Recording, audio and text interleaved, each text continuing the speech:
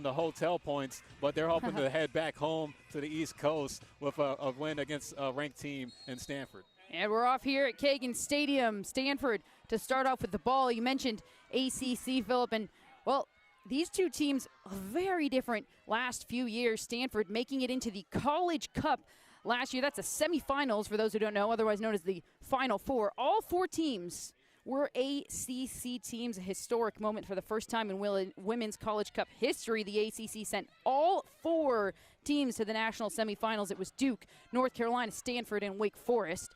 Stanford lost to Wake Forest. Duke lost to North Carolina. And then it was North Carolina who took it in the final. And you compare that now to the Syracuse Orange, and you look at their time in the ACC. The last time they got a win in conference ACC play, 3 years ago, September 25th, 2022, as Jasmine Ike finds herself streaking into the box. Here's the ball, Kitahata! Andrea Kitahata puts it away, but she goes down immediately, grabbing her knee, and what was an immediate celebration has turned into a silent moment as Jasmine Ike immediately ushers the athletic training staff on. You could see immediately Andrea Kitahata tucked it away and went down holding her knee before she really even hit the ground. And we won't speculate. It's not what we're here to do, but that is the last thing you want to see, not just if you're a Stanford fan, if you're a fan of soccer all around. And you can just feel the air being taken out of everybody right now, the shock on everybody's faces.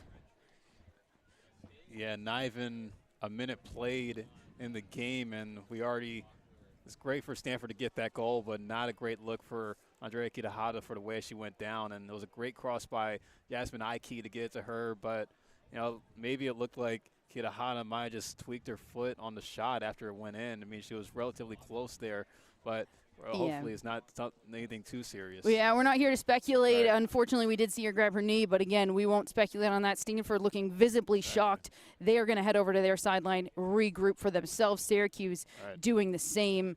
You mentioned a beautiful cross in from Jasmine Ike. Beautiful indeed. Kitahata on the back post. Jasmine Ike leading this team in goals and points. Andrea Kitahata leading this team in assists, and second in points and goals. So really the two leading forces of this Stanford offense right there, combining to put that first goal away. The Cardinal do go up 1-0 as Andrea Kitahata slowly helped to her feet here. She'll be helped off the field. You see the Stanford faithful inside Kagan Stadium today, giving her the approval, and hopefully Stanford can continue to regroup, have a player out possibly for the game. Hopefully Kitahata can have a strong recovery. But Stanford in a good spot now, 1-0 up against Syracuse, and we were thinking that Vanderbos was going to try to stack up on the saves, but it looks like it's going to be a rough day for her. Well, nothing she could do in that moment, completely outnumbered, and we're going to have a sub here. It looks like it's Ali Montoya who will jog in and take the place of Andrea Kitahata. Ali Montoya right now having played in all 10 games, starting in 9 out of those 10. The only one that she didn't start was at Pitt. She started every other game. 5 goals, 4 assists on the season. Second in assists, third in goals and points. So replacing a goal scorer, point contributor with another one here.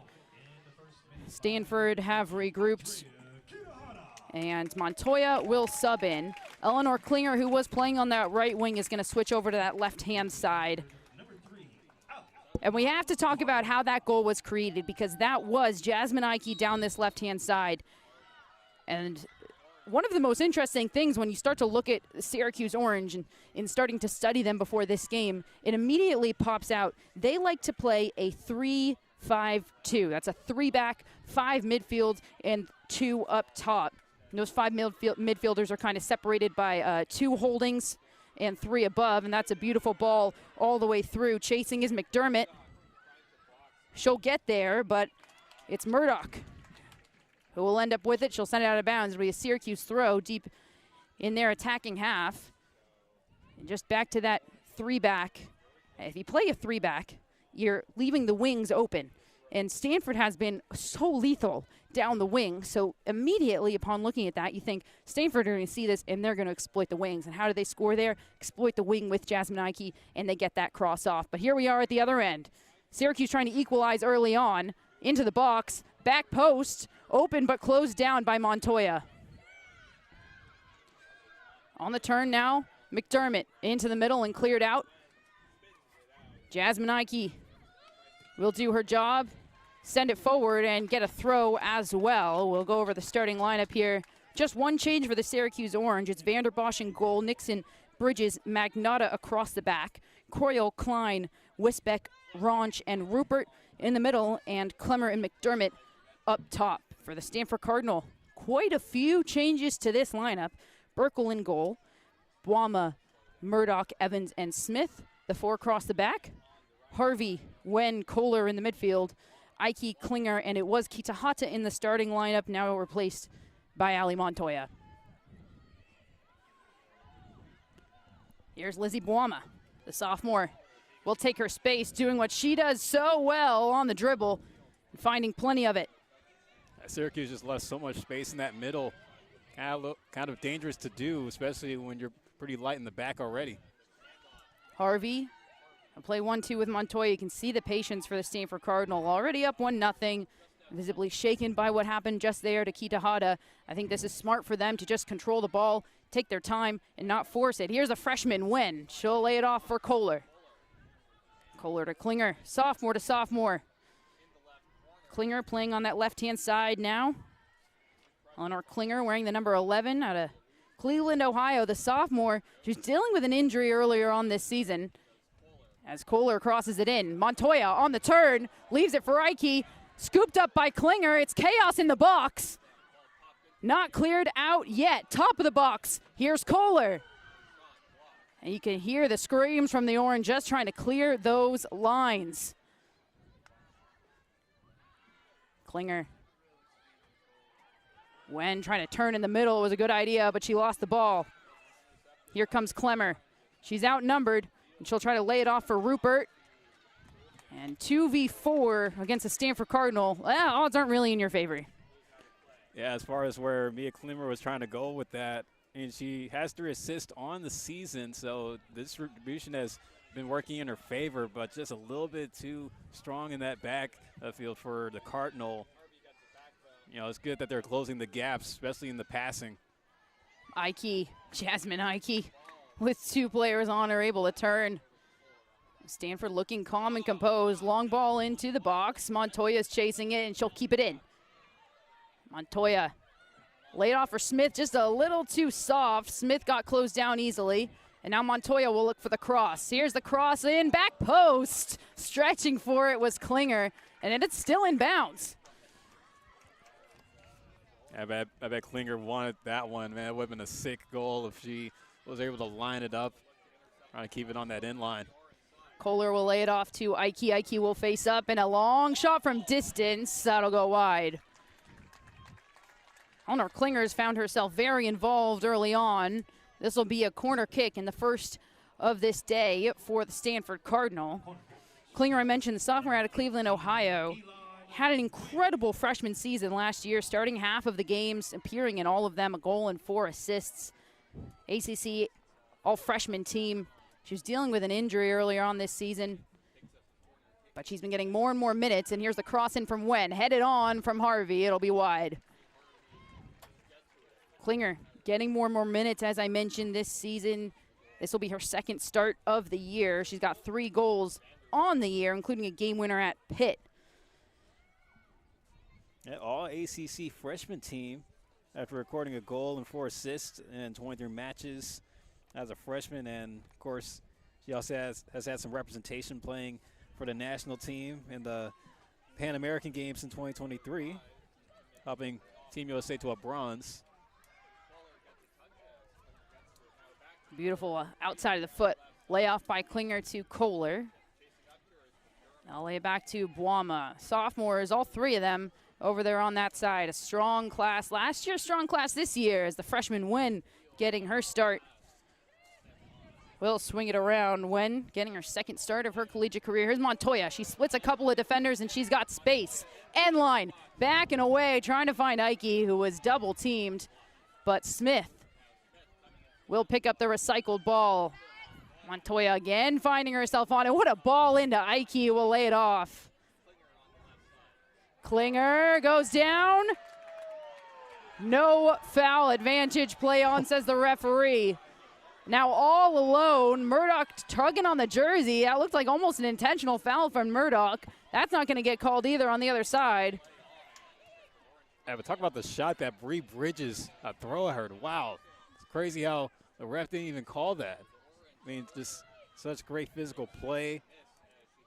Looked like it was still on ball, so, you know, it does go in the way. Well, learning early on here that our center referee is going to allow these players to play on. Montoya, end line. Here's the cross in. Oh, my goodness! Klinger with the back heel. Was it a back heel or did you roll it off of the bottom of her cleats? Either way, spinning almost as if it was a Maradona. And Eleanor Klinger, the sophomore, tallies her 4th of the season. That was a great play in that pass, and Eleanor Klinger getting fancy. And kind of had a feeling that something was going to go her way, just knowing how many touches she was getting in the past few offensive possessions that Stanford were able to create. But Syracuse just getting caught lacking there, and is up 2-0. Vanderbos still without a save. Again, it was the wings. Talking about that 3-back for the Syracuse Orange. 3-backs are so hard to get right. When it's right, it's so effective, but it's so hard to get right in a conference where there's so much offense. Makes it even more difficult to play that 3-back. Stanford going for the wings, exploiting them, to say the least. Stanford Cardinal, #1 scoring offense in the nation right now. Based on average goals per game. They're averaging 4 goals per game. Well, they've already got 2, and it's been not even 10 minutes here today. That's 40 goals in 10 games coming into today. They're the #2 offense in terms of total goals scored, right behind Louisville, who've scored 41 in 12 games, as opposed to Stanford's 40 in 10. They also lead the nation in shots per game and shots on goal per game, averaging 26 shots and almost 12 shots on goal. Just incredible numbers here from this high-powered Stanford offense. But also talking about the ACC, mentioned Louisville in there, 41 goals in 12 games. Well, they're in the ACC also. ACC, quite the high-power offense in terms of a conference. And now here's Jasmine Ike leading this Stanford high-power offense. Cross in, back post. Klinger wants another. Klinger, there's save. Another save, or the first of today, for Vanderbos. She'll have the recorded save there. 1 away now, Phillip. Yeah, 1 away from the school record. There's a cross in. Back post, cleared out. Right into the referee, so we'll restart. What Devlin Creighton was doing there. Kind of disrupted the play and all, and look at this. There's a bit of an argument happening after the fact. Well, Stanford upset because they feel like it was their ball. Neither of these teams wanting to concede the ball to the other right now, both of them claiming it was theirs. It'll be Stanford to take control. And #4 on Syracuse, Ashley Roush, she was also arguing the call there, saying that you got in the way and it disrupted our momentum. Montoya's cross is blocked. It'll be Smith to take over. Sammy Smith, sophomore, out of Boise, Idaho. She can play defense or forward. We've mainly seen her in this right back role for the Stanford Cardinal. She's getting her 8th start of the season today, having appeared in all of the games and started 7 out of those 10. She wins the corner kick for the Cardinal, and once again it'll be the freshman, Elon Wen. Here's the ball in. Cleared out. Klinger will scoop it up. Oh, are we on goal watch, Phillip, or are we on save watch? We'll find out. That ball in, Montoya! Allie Montoya with a statement volley to make it 3-0 Stanford Cardinal. I think we were on goal watch after all. Yeah, Ali Montoya able to knock one in, coming in substitution for Andrea Kitahata. Montoya definitely has been providing well just in just a handful of minutes, getting her 6th goal on the year, but you can just see Syracuse looking out of sorts, and it's just not a great look for Nikki Adams' squad. 3 goals in the first 10 minutes of the match. To say the least. You mentioned Ali Montoya, yeah, her 6th goal in the year. She was tied for, she was 3rd in goals on this squad coming in today, now tied for 2nd in goals. Also now 2nd in points. Actually, we're going to get called for a review here. Understandably so, with that ball coming into the boxes across. Our center referee, Devin Creighton, will take a look, make sure Ali Montoya was actually onside for that. Our referees, Devlin Creighton, the center referee, Joel Lynn, AR1. Turin Ozdemir, our AR2, and Veronica Hefner is the alternate official. Now they have video review. We right now do not have video review, so we can't take a look at it, but we'll wait and see. This feels like a big swing for Syracuse right now, whether this goal stands or not, Philip. Yeah, I mean, they need something to go their way. They just seem a little bit gassed by the way that Stanford's just been running around the pitch on. It feels like they're just getting run in circles around them on the attacks. And for Syracuse, they haven't really been able to have those strong attacks on their end to be able to move the ball up on their side of the pitch. And Shea Vanderbos, not really sure if it's anything mental, but just letting 3 goals in 10 minutes, I mean, very rare. And the call, sorry, Philip, looks like we have the call. The goal stands. Go ahead. Yeah, it's very rare to see something like that, especially knowing like what's at stake. But it kind of shows what happens when you go up against the number 3 team in the nation to have one of the best offenses in the nation at that. Yeah, I mean, I would even argue this has nothing to do with Shea Vanderbos. By the time it gets to her, well, there's nothing she can do. There's a Stanford player wide open on her back post. That's up to the outside midfielder to track all the way back. That is, in essence, an issue with a 3-back, right? Because a 3-back all moves together. They'll move to the strong side. It leaves the weak side open. That means that outside midfielder needs to be tracking all the way back. And unless they can be doing that, you're leaving that back post, that weak side wide open. And right now, Stanford is just exploiting it like crazy. Kohler. Well, Stanford aren't done yet. Here is Eleanor Klinger on the cross. Harvey gets a head on it, but not quite strong enough. She's motioning for the corner kick. She won't get it. It'll be a goal kick, and it'll be taken by one of the captains of the Syracuse Orange, Shea Vanderbos. And I want to point out something here, Sarah. Like you can already see there, like on that last play, when Syracuse has to get set in their defensive third, they kind of start to crack a little bit with Stanford trying to find those openings on those crosses, which is why they haven't been successful on the clearouts when it comes to trying to prevent those shots in. I mean, I feel like it's unacceptable for Syracuse to already have given up 8 shots, with 3 of them going in. Crowd doesn't like that call, but it'll go against Lizzie Boima of the Stanford Cardinal. So a bit of reprieve and relief for the Orange, who will push forward and try to set up in that offensive shape. And I couldn't agree more with you when you say it's almost unacceptable if you're the Syracuse Orange. It gets exploited on the first goal. You don't fix it then. Gets exploited on the second goal. All right, we can understand that, but if it's 3 times all over again, something needs to be done. They've conferenced. We'll see if they've solved this issue. Syracuse looking to swing it around. Here's Nixon. Long ball looking to skip lines. It falls to Klemmer. Klemmer will send it wide. Here's McDermott. McDermott and Boima with a beautiful 50-50 challenge on either of those sides. And I have to say, as a former player myself, I'm really loving how Devlin Creighton is letting these 2 teams play on. Yeah, I mean, not a foul, just a 50-50 ball. Right. I mean, Devlin Creighton's letting them play. You know, we've seen a few moments of contact where nothing too serious. Like, again, no yellow's been issued out, but Devlin Creighton let them have it. We know the ACC is a physical conference, a fast conference. Here's a ball into the box. That picked up, and a first save for Burkle will be recorded in goal for the Stanford Cardinal.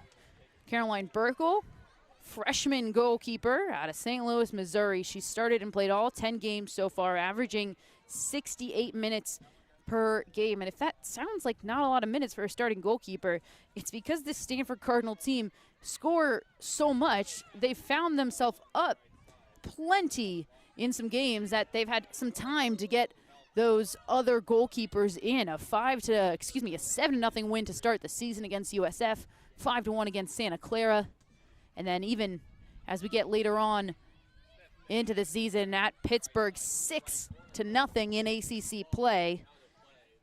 And that bodes well for the Stanford Cardinal as they get deeper on into this season. More people with more minutes, feeling more comfortable on the ball, and fewer minutes on the starting 11. As we get an offside call, it'll be Syracuse Orange to take this. And for Caroline Burkle, the way that Stanford is able to push the offense and kind of give her the rest. I mean, Caroline Burkle, she could run to the concession stand, buy a hot dog, and be back in between the posts by the time that her defense that she faces brings the ball back up to the pitch. 5 goals against, .66 goal against average. And if you think about it that way, averaging .66 goals allowed per game. That's about a 1 goal every 2 game average right there, a .643 save percentage and 5 clean sheets for the freshman. Now on the other side, Montoya was looking for Ike, read well by the Syracuse Orange defense. That was Wisbeck getting all the way back. And a lot of work here for the 2 defensive center mids in Croyle and Klein for the Syracuse Orange. Stanford will swing it all the way around and find Burkle, who will pick her head up and find another captain, Elise Evans, senior out of Redwood City. What is there to say about Elise Evans? Because there's so much to say. ACC Defensive Player of the Week back in August, Top Drawer Soccer ACC preseason 2nd team. Last year, ACC 3rd team. Well, that's after she missed 7 games to play in the U20 Women's World Cup in Colombia as well. She is first in minutes in this Stanford team, and if you look at minutes, it really will tell you who the coach thinks this team simply can't play without. And especially for the Stanford Cardinal team earlier on in the season, they'd go up a few goals and we'd see almost a hockey change. And it would be every player's taken off except for Elise Evans. She's going to stay on. Yeah, like Paul Ratcliffe has assembled the squad to be so deep, and I feel like when you're playing in a conference like the ACC, and why like every game that an opponent's going to face you in is going to feel like a title fight, you want to have a deep bench that you can rely on. And, of course, every team's going to have that iron woman or iron man to go to, just knowing, hey, they can eat up as many minutes as possible and still play at a very high level doing so. She has started every game she has played for the Stanford Cardinal, and she is a senior right now out of Redwood City, California. I mentioned she's a 5th-generation Stanford athlete. Cardinal running through her veins. Smith tripped up. The Cardinal will take their time on this one. Yeah, Elise Evans, great-grandfather, played tennis, mother, played soccer and track and field, 2-sport athlete, and same for her dad, being a football star and a track and field star here on the farm. Both of her parents 2-sport athletes at Stanford. You don't hear that a lot. Yeah, no. Buama will find Kohler. A good find and a good turn in the middle. Kohler, big switch all the way to Harvey, who will complete. Here's Montoya. Stanford been so lethal down the line, looking for the cross. Kohler was there, but it falls all the way across the body. That's cleared out by Klemmer. Buama so good with the ball at her feet, so technical. It's so hard to take the ball away from her. And she draws the foul in dangerous position here for the Stanford Cardinal.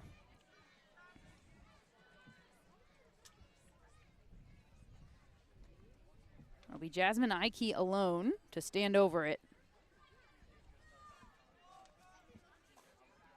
Vanderbos setting up to her right in between the goal. It's going to be a short wall. A couple options here for Jasmine Ike. She can float this in back post for some on-runners to try to head it in. She can play it back to Smith, or she can just have the shot. With a 3-0 lead, part of me says, why not just have the shot? We'll see what she decides. Ike with the shot near posts. Bobbled by Vanderbos. But she'll scoop it up before any Stanford Cardinal can get there. And that is the second save recorded for the one and only Shea Vanderbos.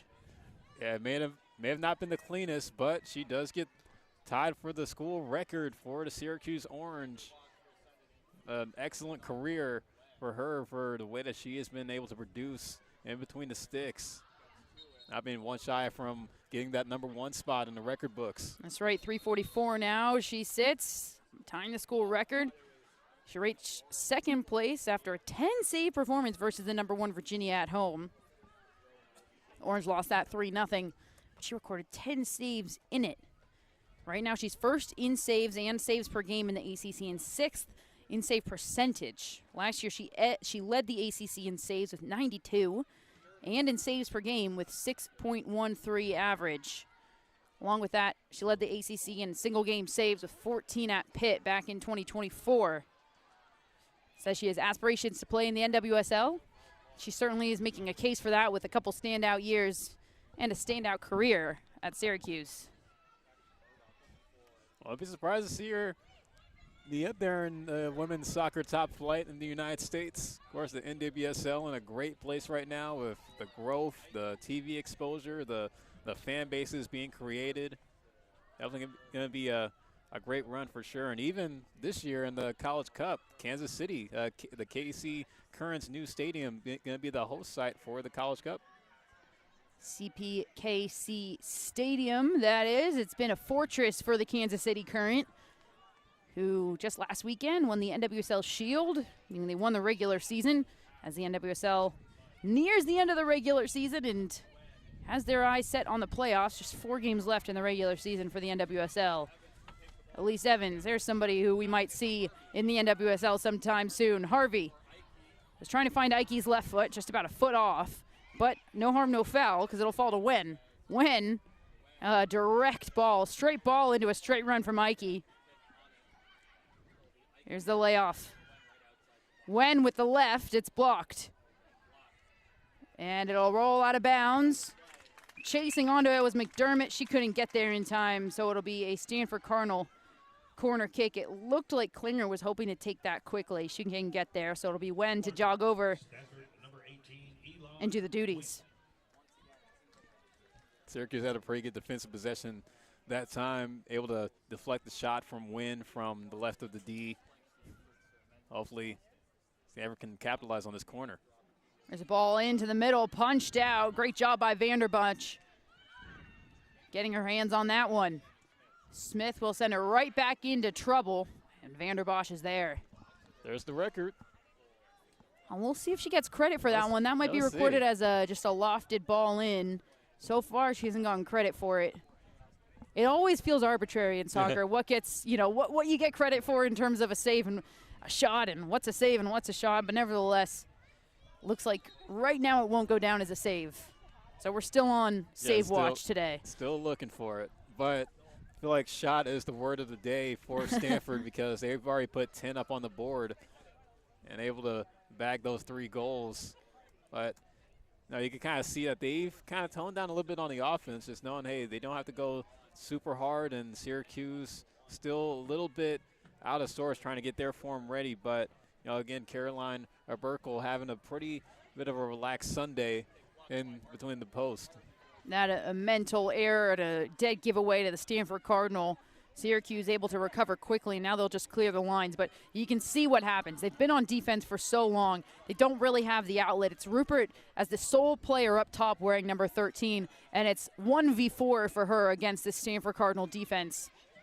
And it's going to be a long day for the Syracuse Orange if that's their one outlet. She's got a big job to do. Now you feel for any team, though, who plays the Stanford Cardinal because it's always said in soccer, and it is true, it's so much harder to run on defense than it is on offense, and it's just that much more exhausting. So for however tired Stanford are right now after, almost 25 minutes of play, Syracuse can maybe double that.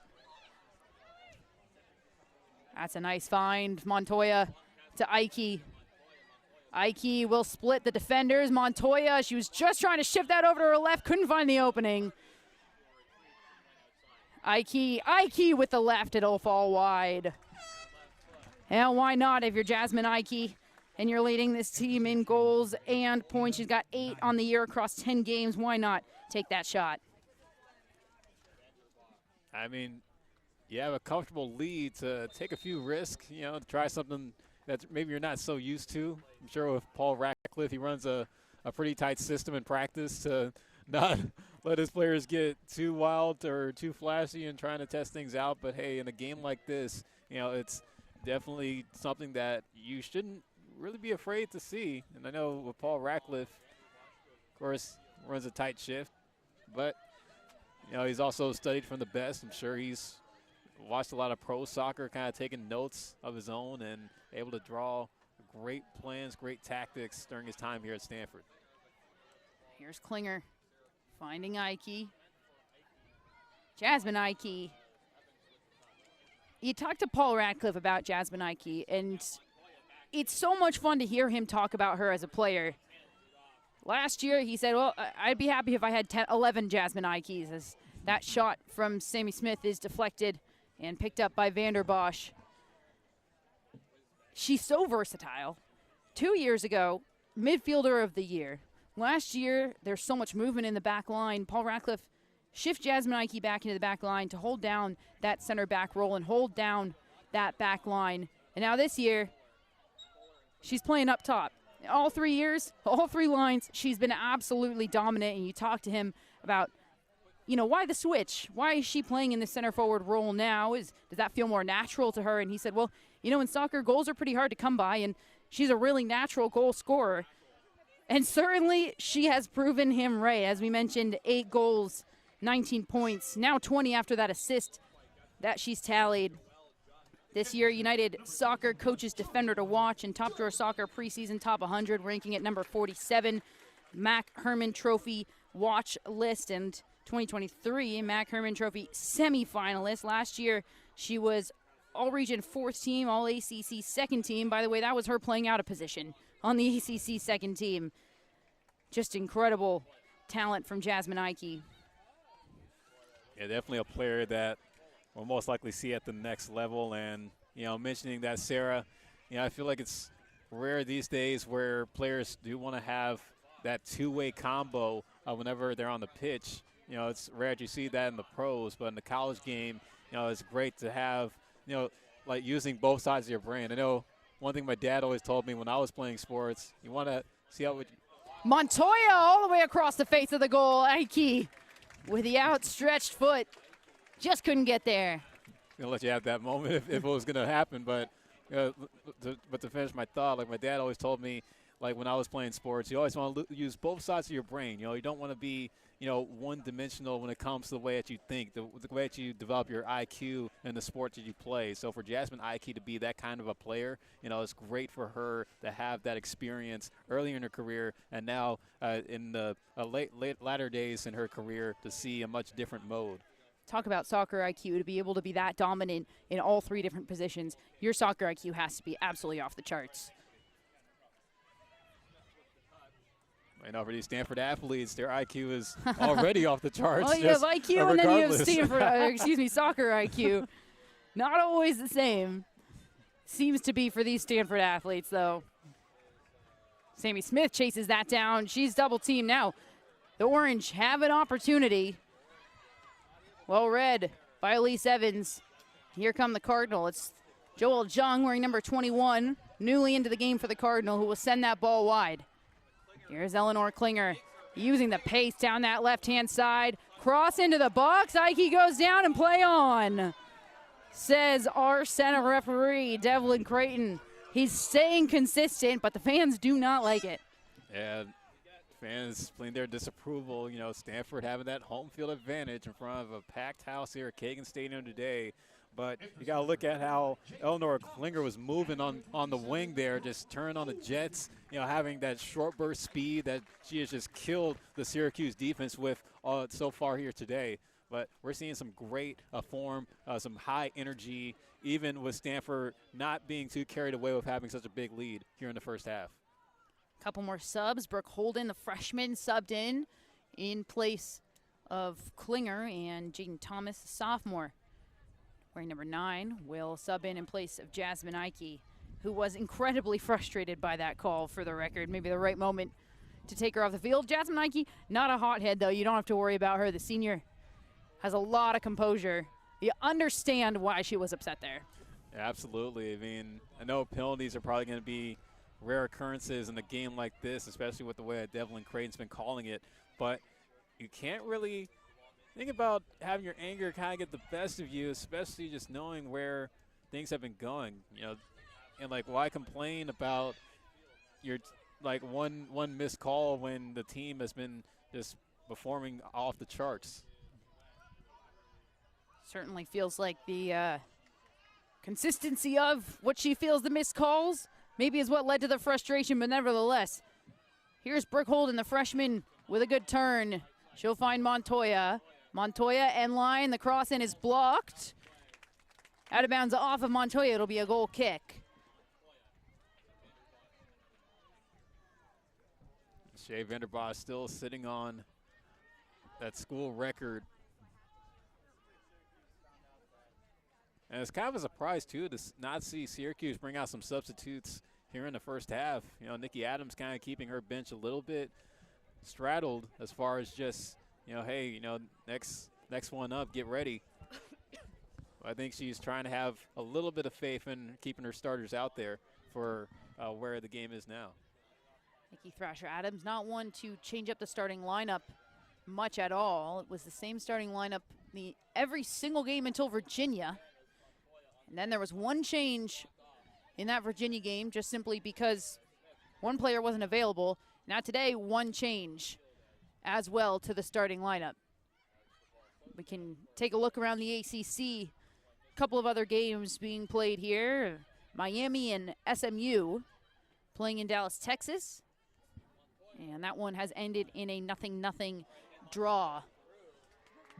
And just across the bay, in the beautiful campus of UC Berkeley, Boston College, after being here on Thursday, head over to Cal. They just trade places with Syracuse, who are over at Cal on Thursday. That one kicking off at the same time as us. It's at a 0-0 draw right now with 5 minutes left in the first half. I had the pleasure of doing the Cal men's game yesterday in Berkeley and did see Boston College women's team in the crowd for a bit, checking out that game, kind of scoping the competition. But, you know, Boston College and Syracuse, not only were they able to get their flyer miles coming all the way out here for the West Coast swing, but, you know, racking up them points on the hotels, which is something that a lot of the East Coast teams in the ACC are going to have to get used to. So hopefully they got good sponsorship deals with some airlines and some hotels. A shout out to the schedule makers who clearly scheduled so that the men's and the women's team could fly together, whether it was intentional or not. That's always nice. Stanford will swing it around the back. Elise Evans taking her time and picking out her pass to Sammy Smith. Imagine being on the same airplane as a rival school in your conference. Wonder how that would feel. I'm sure it's happened plenty of times. Well played there by number 3, Nixon of the Orange, who's been busy in that left back or left center back role of this 3-5-2 for the Syracuse Orange. Jasmine Nixon, in her first year at Syracuse, a transfer after last year. She was at Kentucky. She's now reunited with her family after that transfer. Her father, Jeff Nixon, is the offensive coordinator and running backs coach with the Syracuse football team.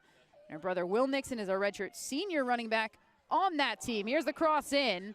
Montoya couldn't get to it. Boama, why not? And that'll sail over. And we'll get some subs here. It looks like it'll be 1 for Syracuse and 2 for the Stanford Cardinal. Taking a break is 13 Rupert for the Orange. And Lizzie Boama, defender, sophomore out of San Diego, earning Women's College Cup All-Tournament honors during Stanford's run to the Final Four last season. Definitely a great player to have in your backfield for sure. And that applause you hear is because Mia Buta, wearing number 8 for the Stanford Cardinal, has entered the game. Mia Buta, 2025 Top Drawer Soccer ACC preseason first team. Last year, ACC all-second team. and 82 on Top Drawer's Top 100 preseason. The year before that, her freshman year, she was All Pac-12 third team, All Pac-12 freshman team as well. And she has been the heart and soul, really, of this Stanford midfield this year, playing in just that first game, that opener, that season opener, hosting USF. And we haven't seen her since. Wearing the number 8 and wearing the captain's armband, Mia Buta gets her second appearance of this 2025 campaign. And not to mention, Sarah, Mia Buta is also on the watch list for the Mac Herman Trophy for 2025. And for those tuning in that are new to college soccer, the Herman Trophy is the equivalent to what the Heisman is in college football. And with soccer, of course, being a co-ed sport, is handed to both a men's player and a women's player. Stanford with a few players on that watch list. We already mentioned another one in Jasmine Ike. Here's Montoya. She'll lay it off for Smith. Smith's been busy down this right-hand side. It's a good cross in, just a little too high for Jaden Thomas. It'll roll out of bounds.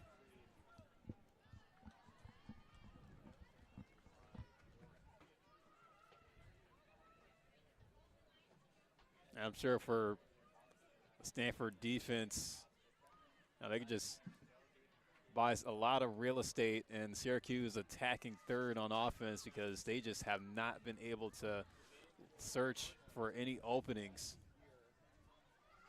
Also, oh, go ahead. They say, like, for Caroline Burkles, she's getting bored. Hasn't been able to go to work. Also subbing in when Mia Buta came in was freshman Millie Bray. Millie Bray, out of the state of Washington. She's made an appearance in 8 out of the 10 games so far this season. She didn't appear at USC or UCLA. Otherwise, we've seen her in every single game. And she gets another appearance here today. 1 goal and 1 assist on the season in her young freshman career. She assisted in her first collegiate appearance in the season opener against USF. She got her first goal that next game against Santa Clara. So a big first and second game for the young Millie Bray. And she makes an appearance here in the midfield.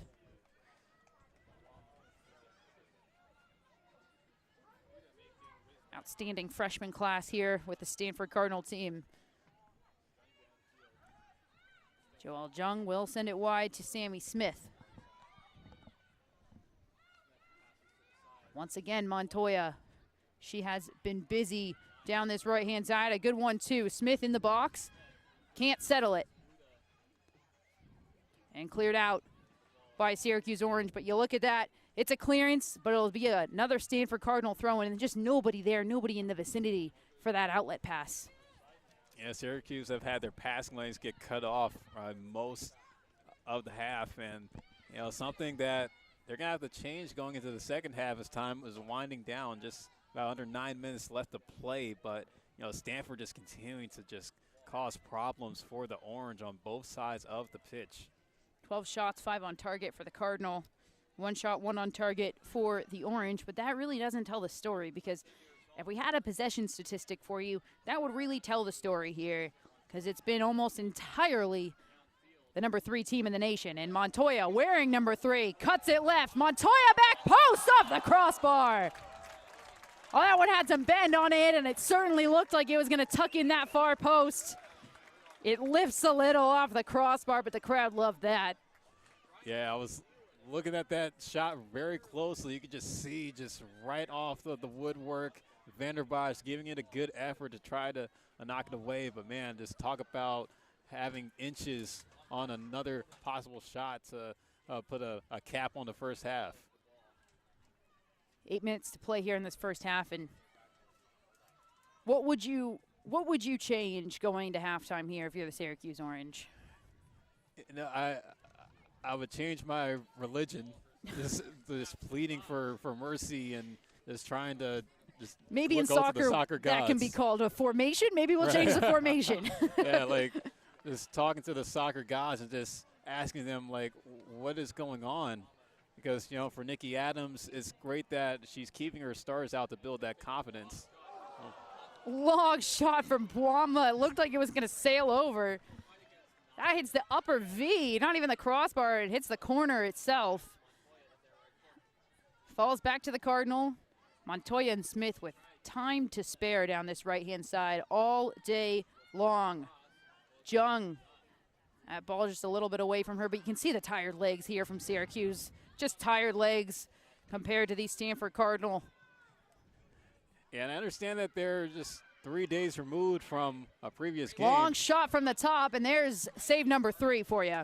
And congratulations to Vanderbos finally breaking the ceiling, now #1 in the record books. But I understand for Syracuse just being 3 days removed from having a tough defeat against Cal, and even though, yeah, you're playing in the same regional area, it's just something that you got to find a way to build some confidence. And if I'm Nikki Adams going into the locker room at halftime, you know, I would just be telling her ladies, like, hey, like, we understand that this is a tough matchup. We knew it going into it, but if you could just give me at least 110% with what you have left, I'll be satisfied. We're going to get some subs here for the Syracuse Orange. And that was number 4 captain, 2-time captain, 2 years in a row, Ashley Roush, who leads this team in assists, second in goals and in points. She went down on one knee to say she was hurt. So hoping everything's okay for Roush. Substitutes for Syracuse will be number 2, Julia Robles, number 17, Abby in Corvia, and number 18, Olivia Bazo.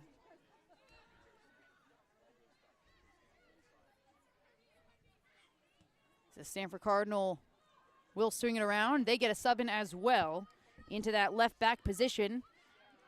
It'll be who else? Ava Harrison, wearing number 26, the freshman, gets some minutes on the day.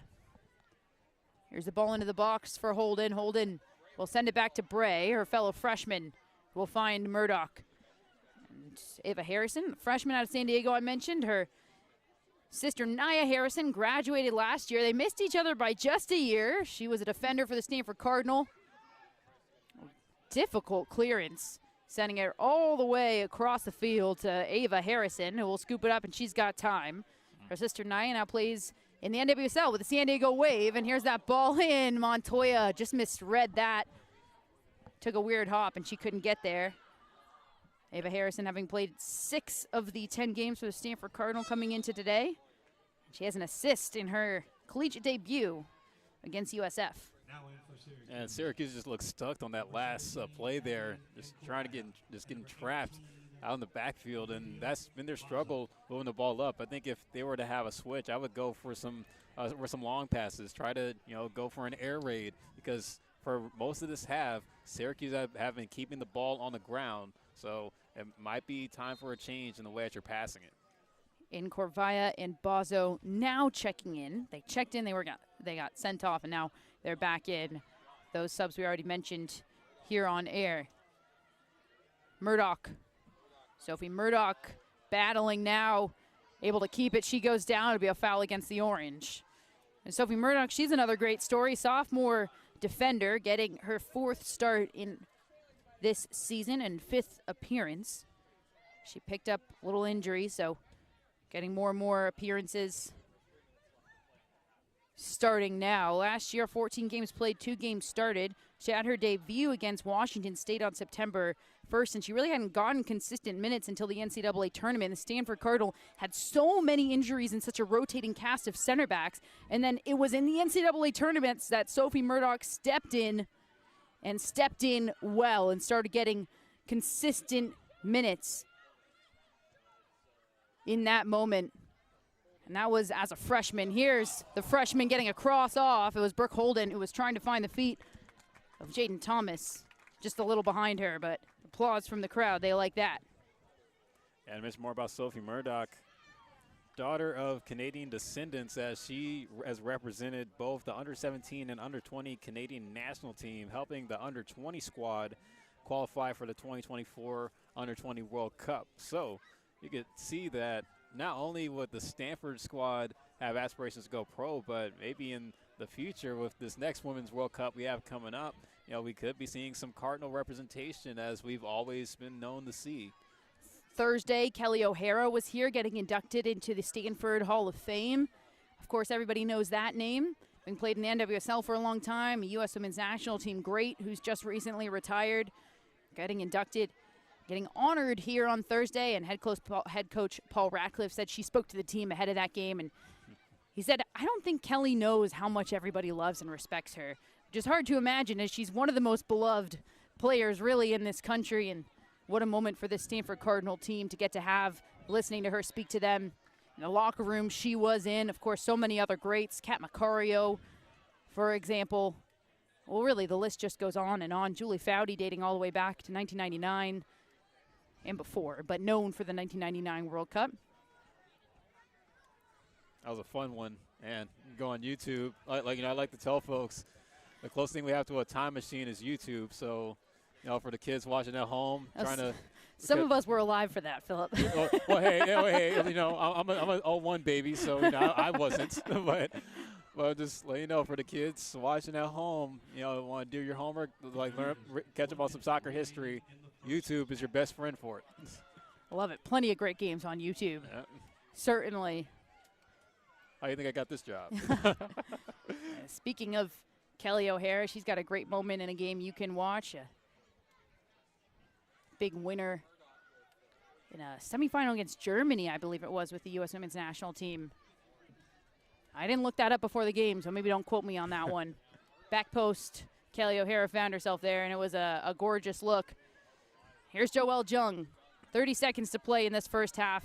Buta wearing the captain's armband and back on the field, and she'll complete the switch. The Stanford Cardinal have another one in them before half. Smith will just launch it back post. Nobody's there, but the clearance isn't there either.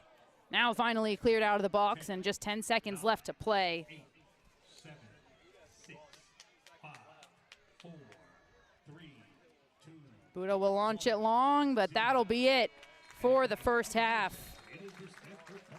Well, after the first half, Stanford Cardinal, number 3 team in the nation, in the lead 3-0 with a goal by Andrea Kitahata, Eleanor Klinger, and Ali Montoya. That'll do it for us here in this first 45. We'll be in those back pockets and behind, and it's been Stanford. Coming out in this formation, it seems like the Orange aren't changing formations. They're sticking with the 3-back. So what they're going to need to do is twofold. Number one, they need to pay attention to the weak side. When the Cardinal have the ball on one side, they're going to be looking for that cross into the weak side, and the weak side midfielder needs to get back. Right now, that would be for the Syracuse Orange, and she's done a good job of it so far. That would be Vita Nyhan, number 8, right now covering Eleanor Klinger. That's the first point of business for the Syracuse Orange. Make sure your weak side midfielder is getting back to help out in the back line. The second point is that when you find yourself with the ball at your feet, we're going to try to find players at their feet. Right now, Syracuse are just trying to skip lines and play it forward to their center forward. And Kohler trying to get inside, and right there for the goal, Jasmine Ike. She delivered a cross to Andrea Kitahata in the first half, and now gets one of her own.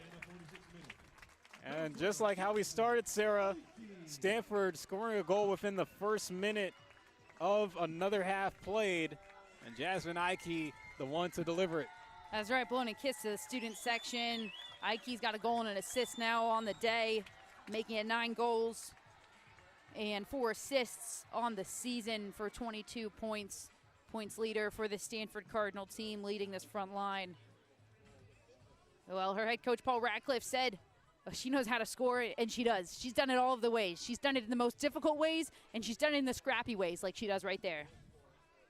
Yeah, Jasmine Ike getting both assist number 4 on the season and goal number 9. That's been a fun player to watch here on the farm, making it 4-0 now for the Card.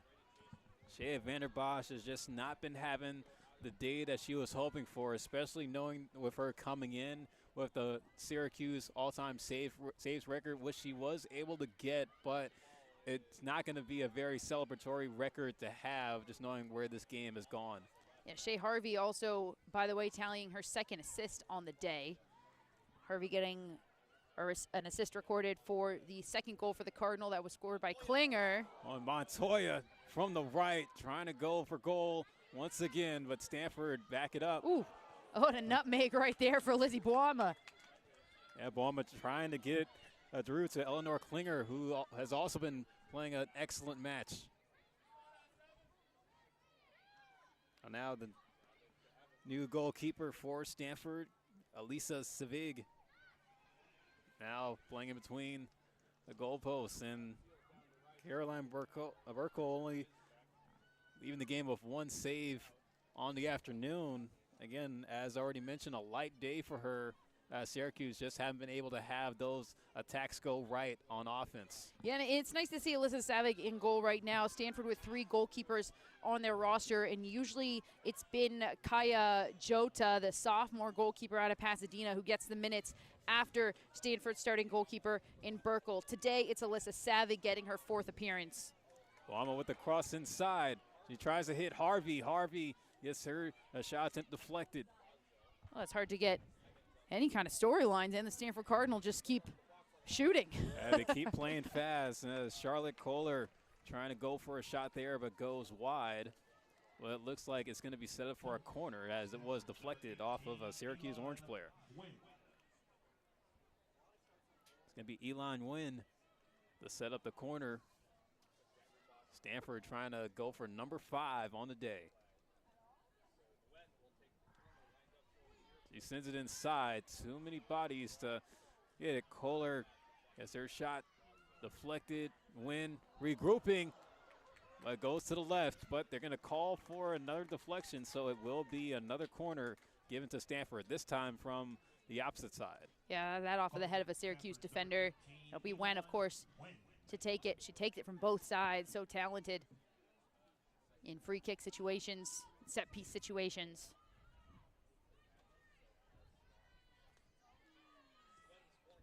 Win again, this time with the right foot, and the header by Harvey, a little bit too far on the left of the net, so be a setup as a goal kick for Vanderbos. Yeah, they were looking near post to Shea Harvey on that one, and that's a really difficult angle for Harvey to get to. The captain coming near post, but she finds herself so far in front of that front post that she's going to have to contort her body pretty massively to get ahead on that and actually send it on frame. Oh, the header looks like it will be one for Stanford. Here they come again. Sophie Murdoch gives to Nguyen. Elon Nguyen, we mentioned, getting her 2nd start of her collegiate career, the freshman out of Fairfax, Virginia. Last year, United Soccer Coaches Youth Club National Player of the Year. She's got experience at the national team level as well. U15, 16, 17, 18, and 19. She's only 18 right now, so that's about as far up as you can get if you're Elon Nguyen. What a start to her freshman campaign. She got her 1st start at Pitt, her 2nd start today. Tallied her 1st assist of her collegiate career in that 1st start at Pitt. She's got a goal and that assist on the season, scoring in the season opener in her collegiate debut against USF here at home at Kagan Stadium. You really can't write it any better. Yeah, Holden going inside the Kohler. Kohler all by herself. 3-on-1 inside there. And wow, what a save by Vanderbos. Was able to grab that as Kohler's shot attempt to squeeze through that tight gap that was being compressed by the Syracuse Orange back line. Yeah, she was looking for the head of Eleanor Klinger, who had just called offside, who was streaking on. Klinger almost got there. Obviously, if she had, wouldn't matter if she was called offside. But a good combination between those two. Those two playing a lot in the center midfield last year together. They're both sophomores. They got a lot of minutes as freshmen together, so that connection's still strong between the two of them, despite Klinger slowly coming back from a injury early on this season. Shea Harvey goes down, but will be a free kick for Stanford. Stanford with 21 shots taken today. Continuing to rack it up. 7 of those on target. Kohler over to the far right, looking for Montoya. Back to Holden. Sending it inside. Oh, and lining up almost lining it up perfectly was Eleanor Klinger. But Vanderbos able to catch a break finally. Something that would go in her way, but Stanford still able to reset here. Yeah, quickly from Klinger. She finally gets that quick corner she's wanted since the first half. But Klinger has been sniffing around that goal looking for the brace for a while. She tucked the second goal away back in the 8th minute for the Cardinal, and she's been close to a brace ever since. Wouldn't be surprised to see her tuck one away. She's been sneaking into the front post and into that back post. Stanford's been dominant down their right-hand side, and she's been sitting on that left-hand side, so she's picking up those weak side balls. Doing a good job of it for the Card. And just like we saw in the first half, Sarah, Stanford continuing to stay in their attacking third, spending a lot of time on possession. Inside, Harvey. Oh, Vanderbos chased after it. Yeah, good job from Vanderbos to be there as well. I know, Philip, you mentioned it's not, you said it's not quite the day she would have wanted. Of course, this is a difficult day for Syracuse altogether, but so many of these goals, if not all of them, for the Stanford Cardinal have not been, in my opinion, on the shoulders of Vanderbos. Just Stanford players left wide open. The most recent one, Jasmine Ike, unmarked, tapping it in. Vanderbos, nothing she can do about that there. Stanford Cardinals just been able to break down this defense, and they say in soccer, well, it has to get through 10 players before it gets through the goalkeeper as well, and it's been that kind of day for Syracuse. Yeah, Anna Croyle, number 19 on Syracuse, not able to win the header on the goal kick that time. Oof. Oh, Jasmine My Ike goodness. tried to go for another goal again. Oh, and that would have been another beautiful one. Yeah, we would have had to call SportsCenter top 10 on that one. Absolutely. Yeah, I don't think it would have technically been considered a bike since she didn't quite leave the ground, but certainly would have been considered a backwards volley if anything. It's the equivalent of that. Why not just call it a unicycle? You heard it first here. We're coining that term, I think. Yeah. It's copyrighted courtesy of Philip Hall. Can't use without the express written consent of me. There goes Syracuse. May have a chance. And go back to Savic. That's good pressure up top from Clever. But again, she's just left alone. Love to see Syracuse control this ball now. Forcing it forward. We saw this from them also on Thursday at Cal. Taking that 1-0 loss, but really just forcing the issue a lot when they found themselves on the ball. They don't like to pull it back and find that space backwards or swing it around. It's a little too much of forcing it forward and playing a little one-dimensional. Try to find those other dimensions, play it backwards, play it sideways. But again there, forcing it forward now down the line. Nobody's there. Yeah, Clemmer's going to let that one roll. She was probably going to get called offsides if it was going to get past the line. And that's that situational awareness, right? It's a good ball, but to pick your head up and see, oh, hey, you know she's offside. We're going to give it away if we play that ball. Let's pull it back. And, yes, you see Ali Montoya and Jasmine Ike putting pressure on your back line, but you know who's behind your back line? Is your goalkeeper. Why don't you send it all the way back and really reset? Here come the Card. It's Montoya. Trying to look for an opening. Sends it in again to Ike. Ike, it's deflected. Harvey tried to get a foot on it, but couldn't do anything about it. There's Mia Clemmer in battle with Elon Wynn. Now she's able to kick it back. Yeah, Nixon doing what she can do there, playing in that left center back role, trying to win a throw in. Montoya with the cross inside to Klinger. Klinger goes down. Klinger is sitting there looking for a little bit of a call, maybe a late kick in the back of the boot. She's not going to get it.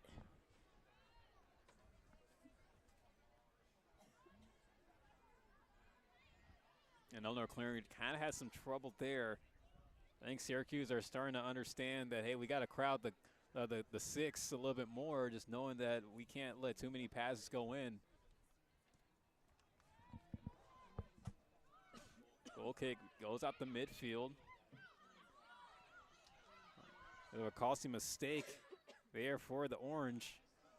Stanford able to get it back. Oh, Lizzie Boama is tiptoeing the sideline there, able to keep it in.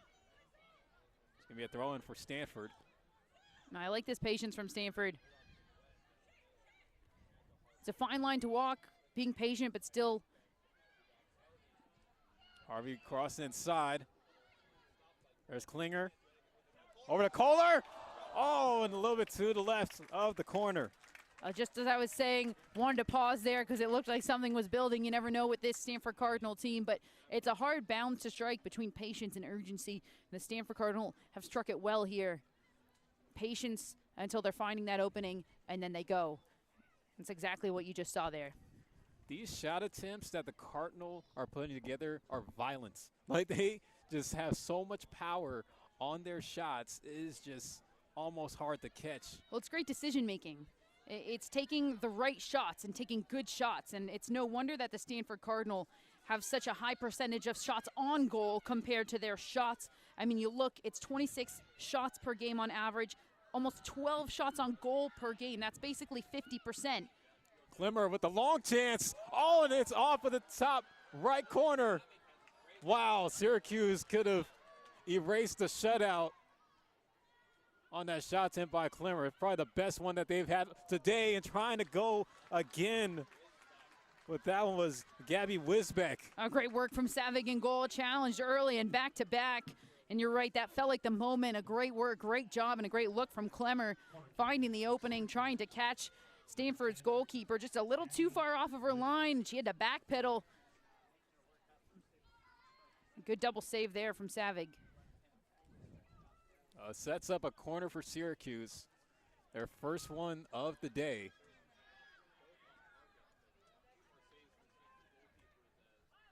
Not a lot of blue jerseys inside the goal area, however.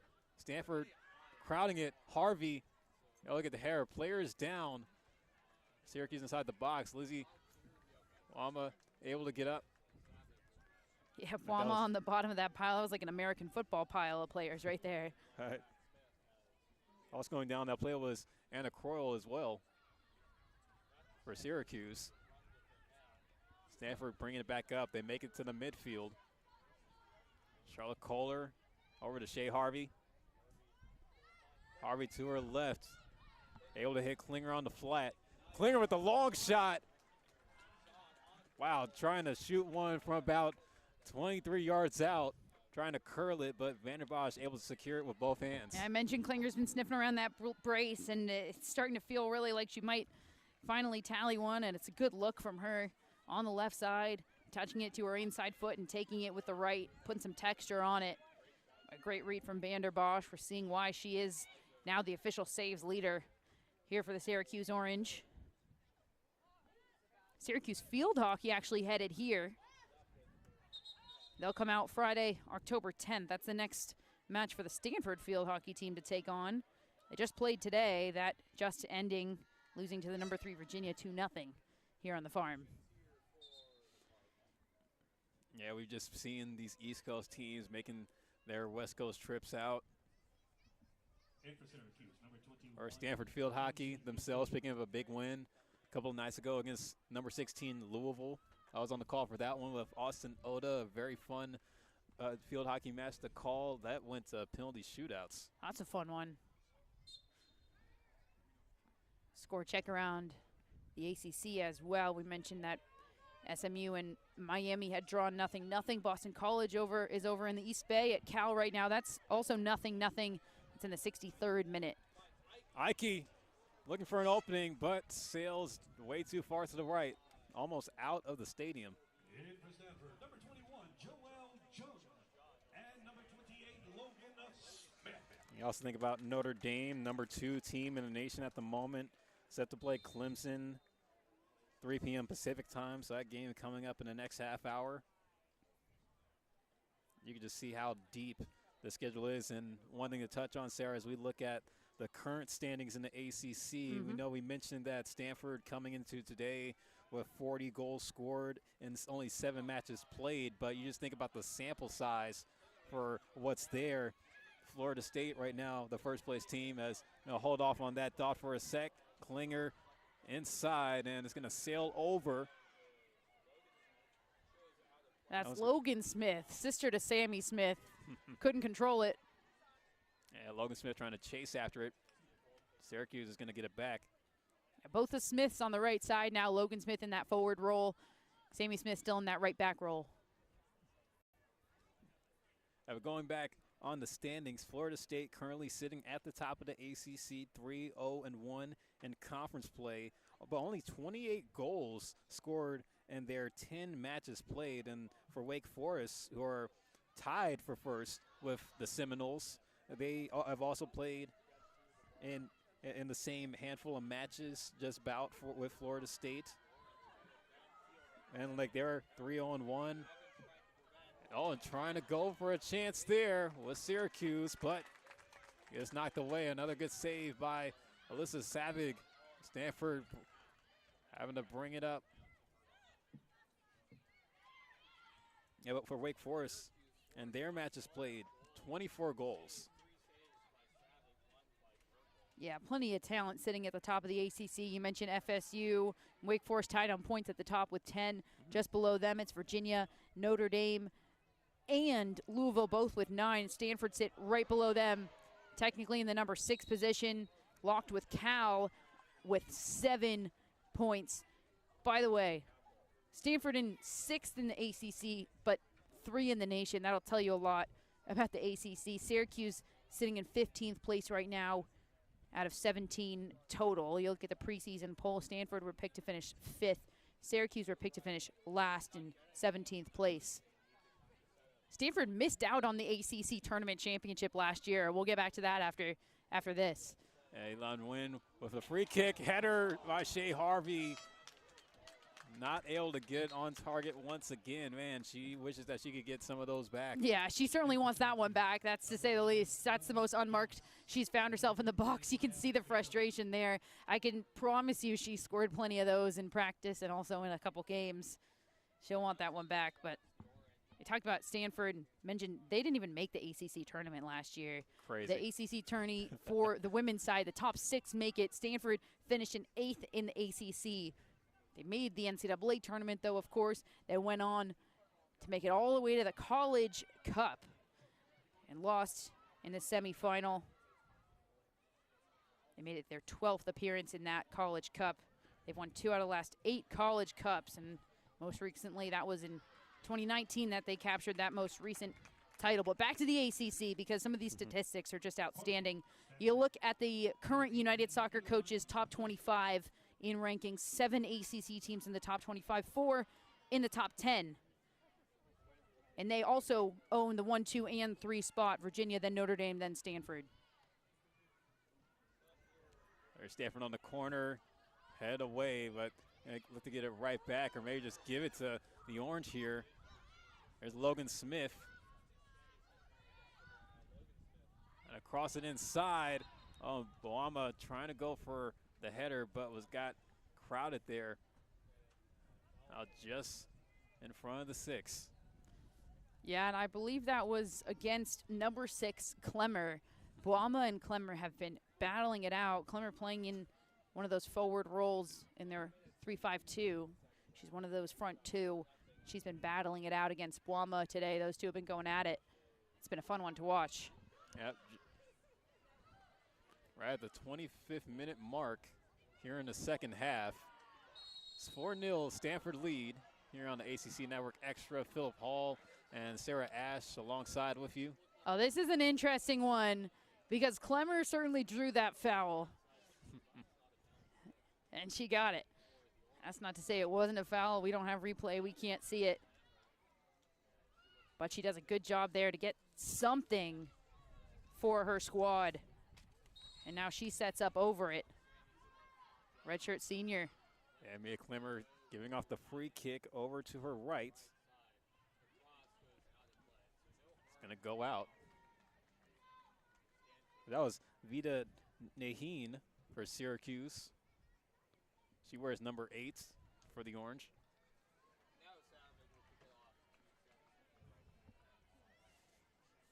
Yeah, but Sarah, I always like to say that the ACC is like the conference of death.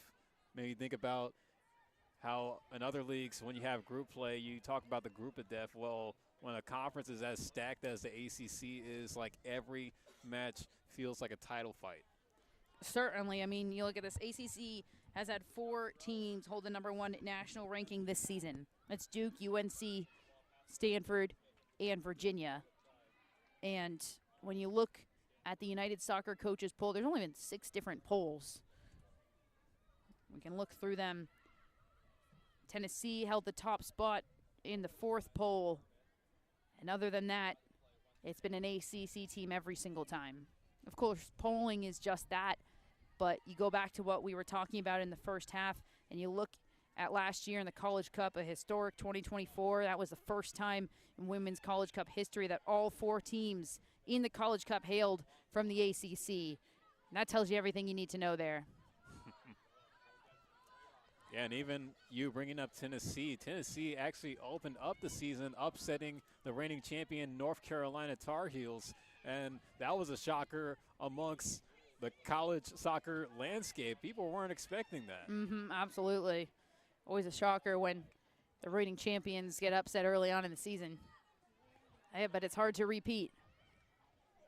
Klinger over to her left. Goes all the way to Smith. Smith crossing in. Shea Harvey trying to go for another chance, but punched out by Vanderbos. Yeah, good job there by Vanderbos to get her hands on that.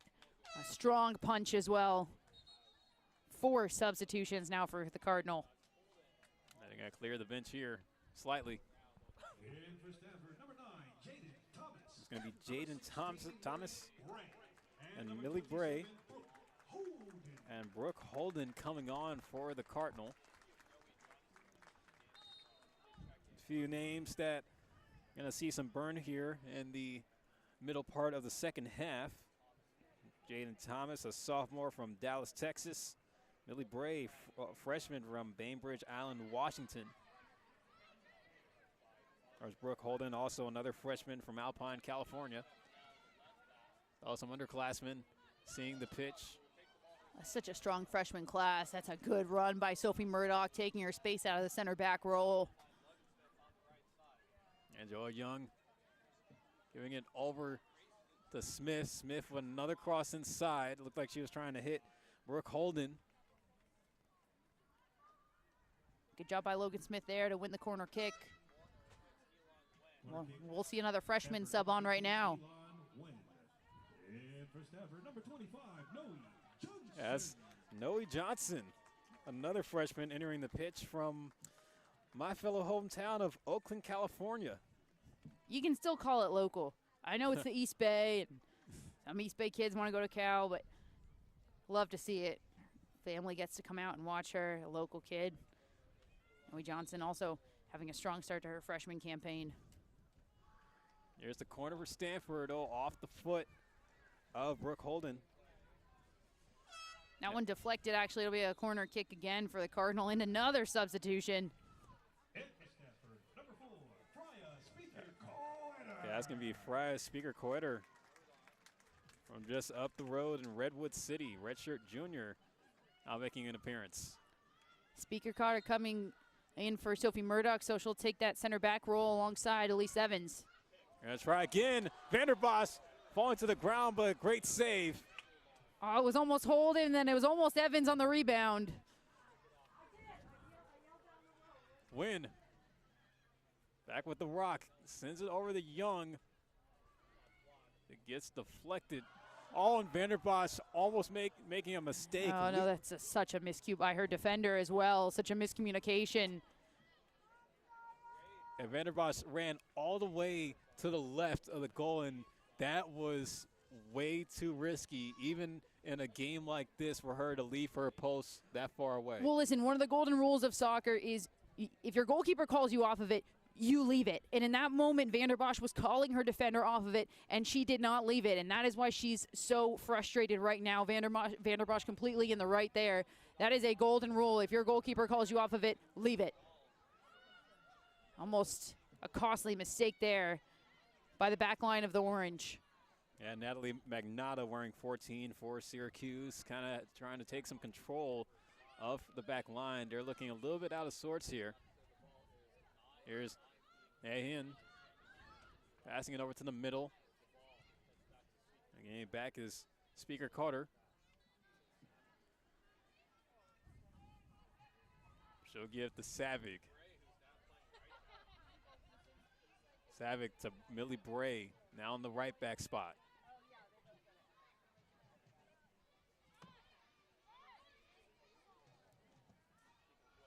long pass from Speaker Coder.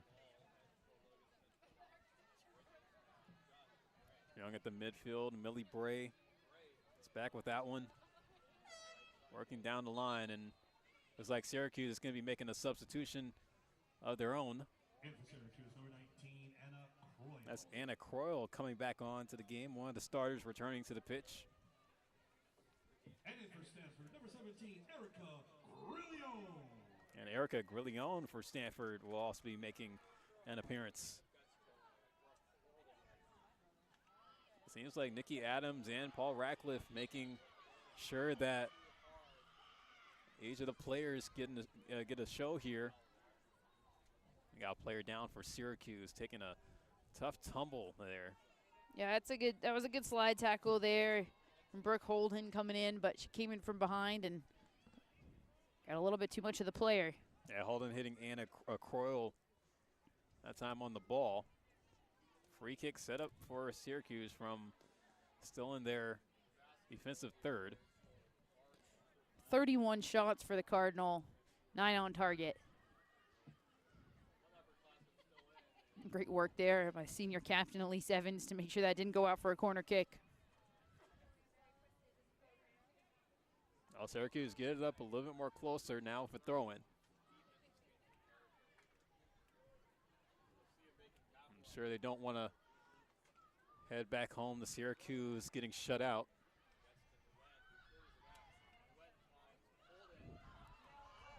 Look at this. Brooke Holden all by herself. It's 4-on-1 on the attack. Now she'll get some assistance. Gives it off to Logan Smith to her right. Excuse me, make that Erica Grillion. I was on the right. Grillion actually came in for Sammy Smith, but from far away with the blonde hair. They can all blend together. The Smiths, obviously, right. Sisters. That was good hold-up play from Brooke Holden. No pun intended. Wynn crossing it in. Oh, and not able to have a clean look. Noe Johnson.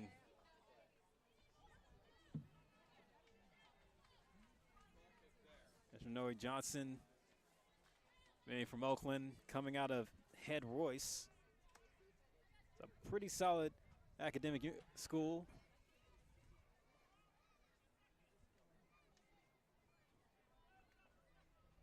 No, she's originally born in San Francisco. Even had a few invites to some college camps. But during the recruiting process, of course, she wanted to stay close to home and was able to find a home here on the farm.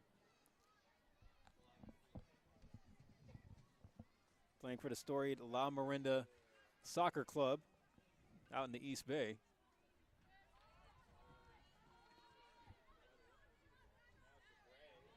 And there's Millie Braid now on the left side here. They're giving it back to Speaker Coder.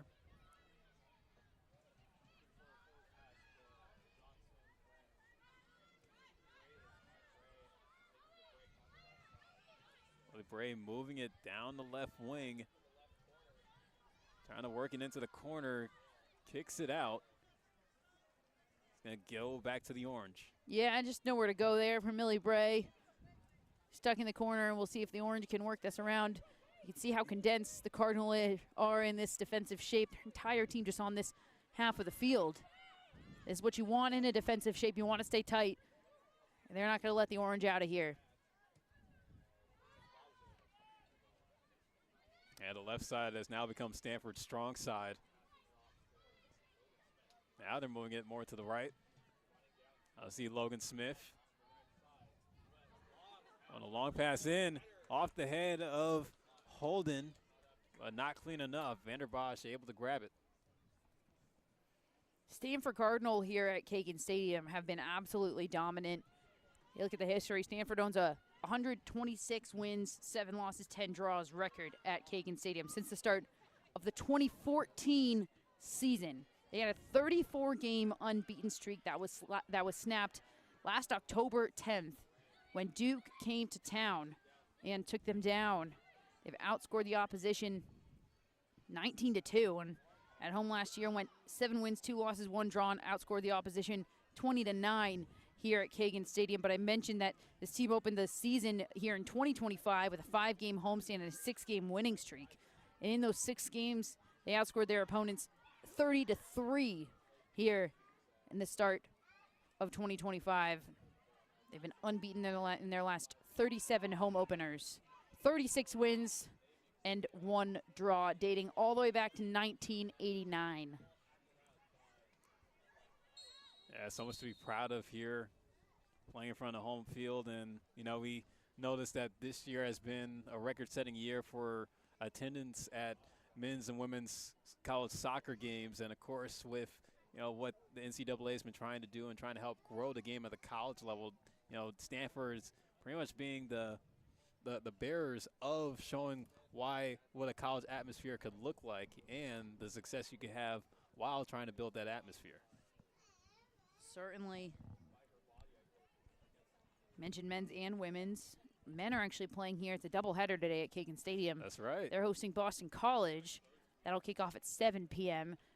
here on ACC Network Extra, so you can stay tuned for that one. That's sure to be a fun one. Absolutely. You know, full day of soccer here on the farm. First, Boston College, you know, their women's team making the trip out here. Now the men's team also doing the West Coast swing. We had a Syracuse player down. She's getting some assistance from the athletic training staff on the sideline, looking like she's got a bloody nose. And Syracuse will use that time to regroup on the field. Conference themselves with their leader, captain between the posts, Vanderbos. Has had a big day, 6 saves. 4 now past the previous all-time leading save record. Officially in first place now, Philip. Fun to get to witness history as Vanderbos writes herself into the record books of the Syracuse Orange. Absolutely. New York native, too, out of Lancaster, New York. Yeah. Yeah, not too many Syracuse players from the Empire State. You know, like a lot of recruiting has been done outside in different parts of the country.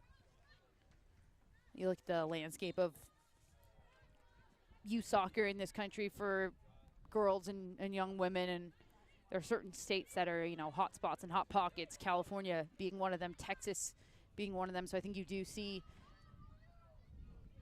more collegiate athletes hailing from those states maybe per capita than from others. And for Stanford, with this being the last game that they'll play in the month of September, going into the final full month of the regular season, as they will be seeing Virginia Tech on October 9th to open up the month of October. I'm sure it's going to be a pretty smooth ride for them.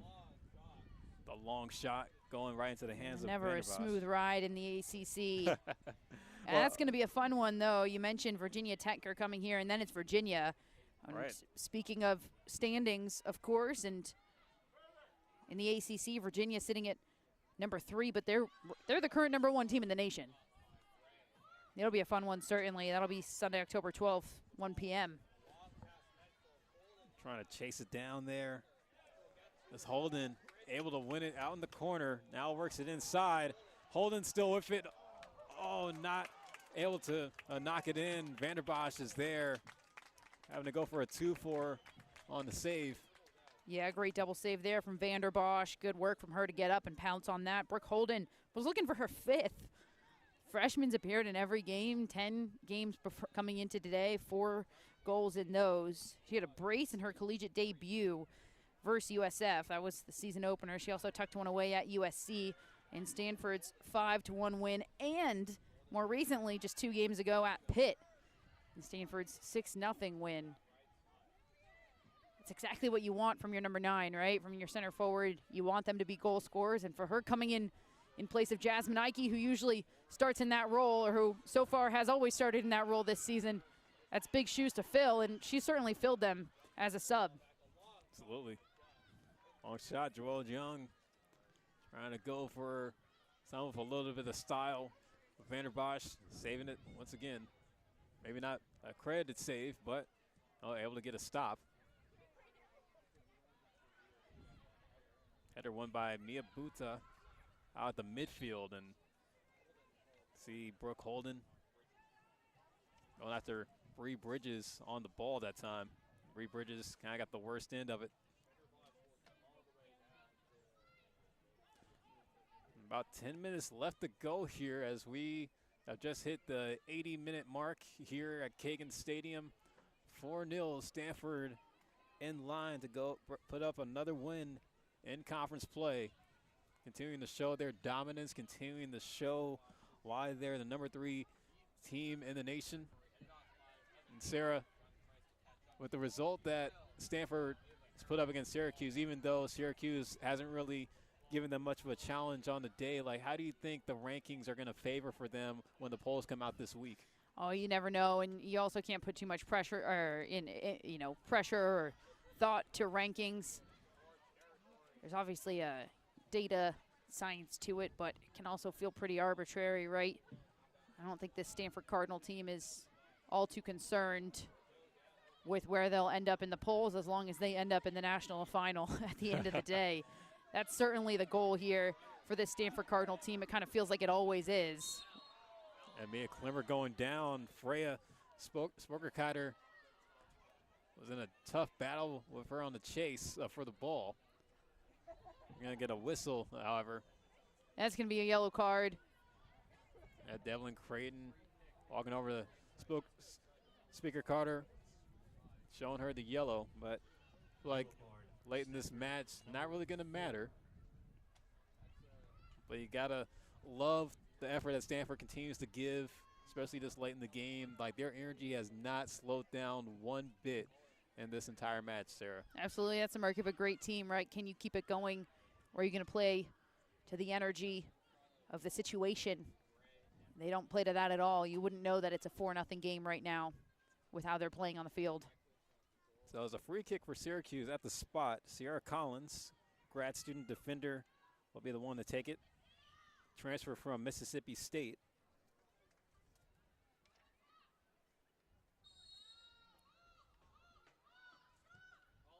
Collins sending it in.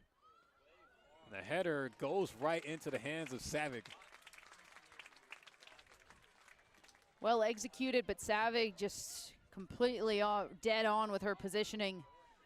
Comes up with it. Syracuse right now at risk of falling below 500. Coming into today with 4 wins, 4 losses, 4 draws. Syracuse, last time they had a season over 500 was 2022. 8 wins, 7 losses, 3 draws. That was their only season over 500 since 2016. And some action up at the front on Holden trying to go for the shot. Well, again, another deflection. So Syracuse have learned their lesson from what they saw in the first half. Make sure you stay in front of the passes, stay in front of the shot lanes. Some aggressive play there by Joel Young on the ball. So Syracuse able to get it. And we have to give credit where credit is due as well to Syracuse. I mean, this has been a tough game for them. Stanford's been on the ball and had possession almost the entirety of this match, and Syracuse have not given up. They've played with high intensity, they've played with physicality, and they've had some chances that they've created in this second half, hitting the crossbar one time, forcing Elisa Savig into a couple of double saves. And credit to them for the energy that they're bringing all the way to the last moment, because that's hard to do in a 4-0 game. Elise Evans trying to send it down the sideline. Going to go out. Syracuse making 4 substitutions here. Gabby Wisbeck coming back on. Alina Olkey coming in. Abby Incorvia also coming on for the first time today, and Anna Croyle back in the game, so she hops right back off of the charger. Syracuse trying to get some action going in their attacking third. It's been a rarity for them so far today on offsides. A little bit too far out in front. Yeah, it was Mackenzie Dupree playing way past the back line.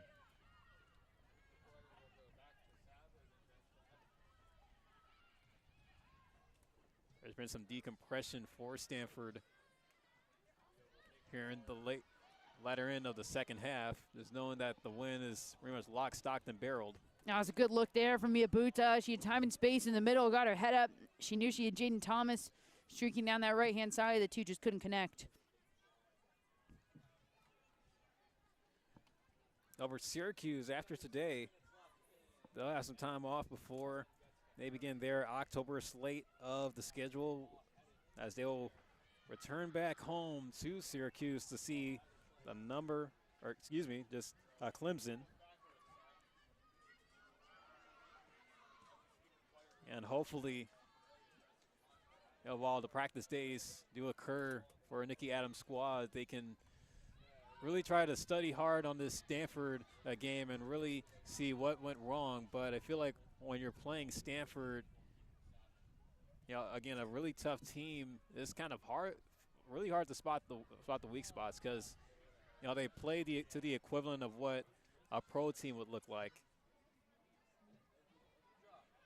Stanford with a big break as well. They're not going to play until next Thursday.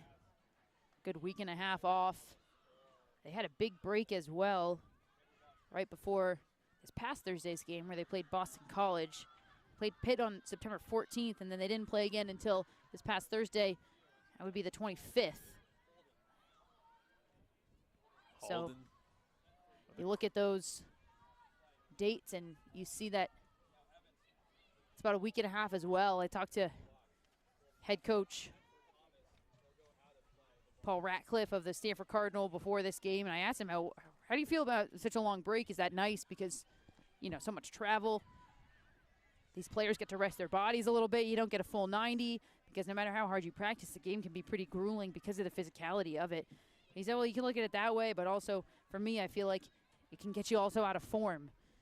Stanford Cardinal, I think they haven't looked out of form. They haven't looked like, or against Boston College, they haven't looked like they took a week and a half off. So we'll see how they look after another week and a half off. Obviously, head coach Paul Ratcliffe can see both sides of it. They want to stay in form. They want to stay mentally locked in to their season, and that understandably can be hard to do with a week and a half off. Yeah, form is definitely of importance in the college soccer game. Of course, when I was covering the Stanford men's game this past couple of days on Wednesday when they played Oregon State came into that game with 12 days of rest. And the big question was, how were they going to perform with that much time off? And, of course, that result being a one-goal separation in the final result, with Stanford coming out on the winning end. But you can see that they were still bringing the fight even with so much rest. So rest could be a good thing, and it could also be a bad thing. Exactly. in that regard, just knowing, what kind of competition you're going to have to face with so much time off. But I'm sure with Stanford, they work to keep their schedule balanced, even with trying to stay relevant in the national rankings. So it could be a benefit for them to have some rest off and kind of take it a little bit easy. Well, you look at what they have coming up after that. Mentioned Virginia Tech coming into town, and then the number one ranked Virginia coming into town. Well, and then it's FSU. Stanford will head to SFU in Tallahassee, Florida, to take on Florida State. Florida State right now at the top of the ACC with 3 wins and a draw. Yeah, it's going to be 12 days as well for Stanford until their next match. So it's going to be interesting to see how they can perform with 12 days rest, but I'm sure it's going to be well-deserved for how well that they have played in August, going 5-0, and then September with the score holding for where it is now, going 4-1-1. Again, just one small blemish, or a couple of small blemishes, you could say, for Paul Ratcliffe's squad, but they're in solid form to hopefully have a strong October to get all the way to the tournament. There's a chance inside. Noah Johnson. Oh, almost tried to go for the goal there. Vanderbos able to secure it, but went down pretty hard with contact. It was almost a high boot from the freshman at that. Yeah, good work from Vanderbos to hold on to that. It'll be a foul called. Yeah, we are reaching the back half of the season here. Just 6 games remaining through October. Stanford will close out their campaign at Cal. Just the day before Halloween. Big Classico. Could be spooky. A big Classico, always a fun one to look forward to. 2 rival schools trying to make a name for themselves in their new conference, being in the 2nd year of it. 1 minute remaining in the Minutes now turn to seconds here in the second half. Stanford up 4-0 over Syracuse. Stanford in line to go for win number 9 overall and win number 3 in the ACC. And they might be trying to go for one more goal for good measure. Going to stay down, however. Really going for another cross. Johnson misplays it slightly, so Syracuse will work it back up. Half a minute to go. This is going to be a win that Stanford are going to be pretty happy with. A solid 4-point results. Not too shabby. There's a wrestle for the ball here. Brooke Holden wants to go quickly because the clock's not stopping. Now we're going to get a clock stoppage. About 5 seconds wasted, though, as Brooke Holden was scrapping for the ball on the ground, knowing that this was the last second opportunity for the Cardinal. And they'll get it here with 9 seconds on the clock. Yeah, Joel Young with the free kick from far out. Goes to the far right. Not going to matter. 5, 4, 3, 2, 1. As the final whistle sounds, Stanford able to wrap up a solid month of September with a 4-0 result over Syracuse. As in the month of September, they have 4 wins, 1 loss, and only 1 draw.